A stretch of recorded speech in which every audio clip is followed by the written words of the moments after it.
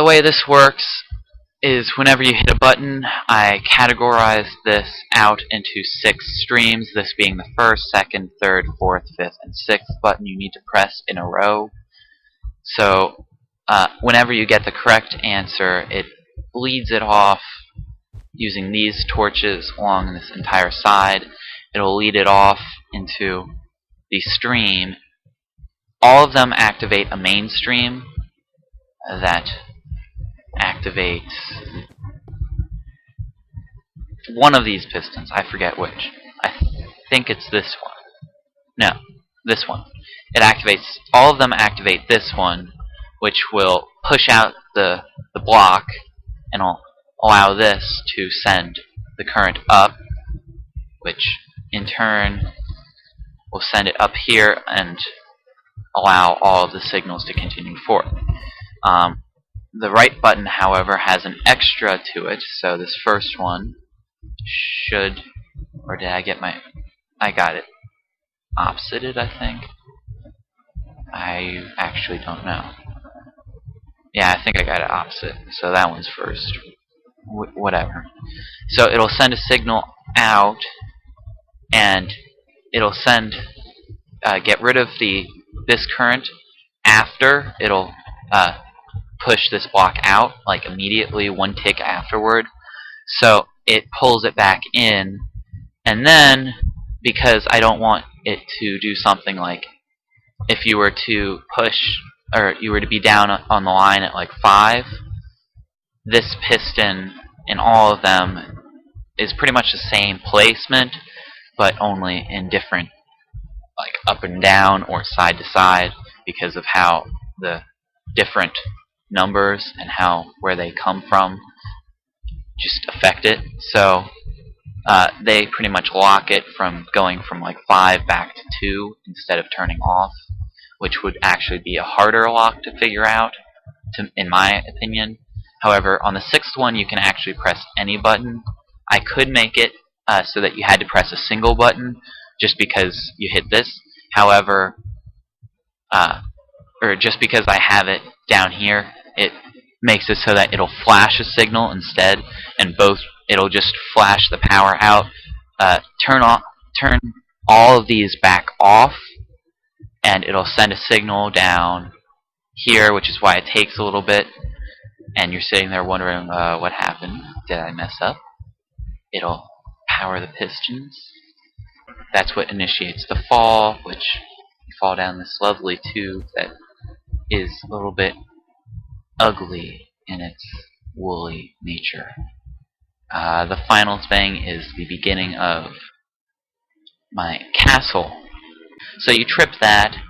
It pretty much does the same thing as the other one, in that it cuts off the short-term power and inverts it, so that because it's attached to a RS NOR latch instead of what the other one was, which I don't know what to call. It's not any of the gates or anything that I know of. It will send a signal, and then because it sends a signal up here, and it goes along the same kind of timer, except it comes back down, and it comes back down, I should say. It doesn't accept anything. It comes back down. The only issue in why this is inferior to the other one is partially because of this RS NOR latch and the space constraints. I mean, I only had 4 blocks to work with. I didn't go beyond it, aside from going back in the wall by 1, which I could have avoided if I had just put it 1 block forward, but actually that's just because of the tower structure in itself. So it'll send the signal around. It'll flip this. I don't think I will explain that. When you first hit it, it'll send the signal, flip these on, and it'll flip this RS NOR latch so that this powers around to these, which turns them on so that you can walk.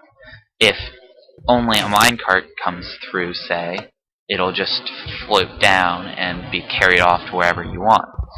Now, I haven't really designed a place for this to go to, and you see my timer and work, because this is still somewhat in progress. I can upload a video of it when it's, or the next steps if it's so desired and wanted, but it pretty much releases them down here where they endlessly rebound.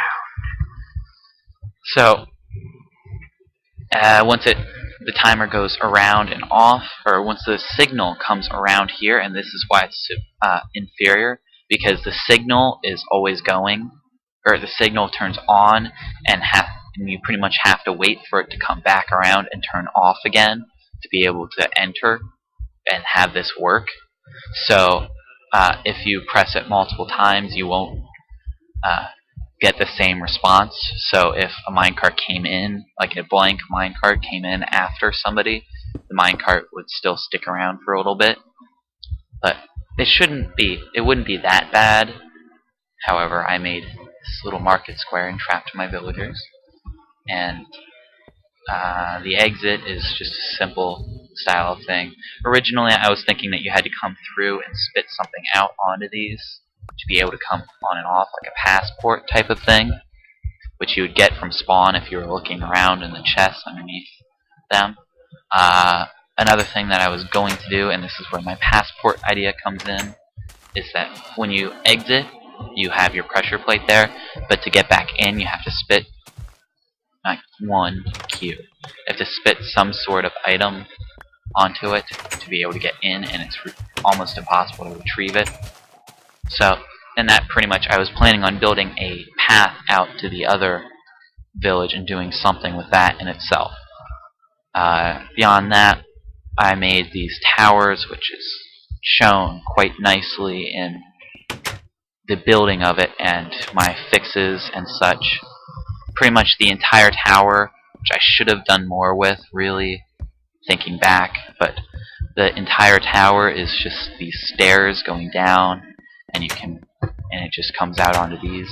Another thing that I plan on doing, if I so get any desires for it to be finished, is to put in a railway that will, when you push a button, it will deliver supplies to your tower and or station, whether it be like in the middle here and in probably 2 places along on each side of those, or the tower.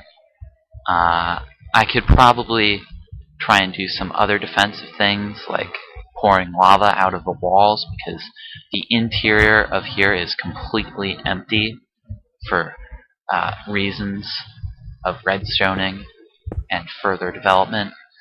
Actually, my history in castles, which this will probably be the last thing that I speak of, because this is the finish of my tour.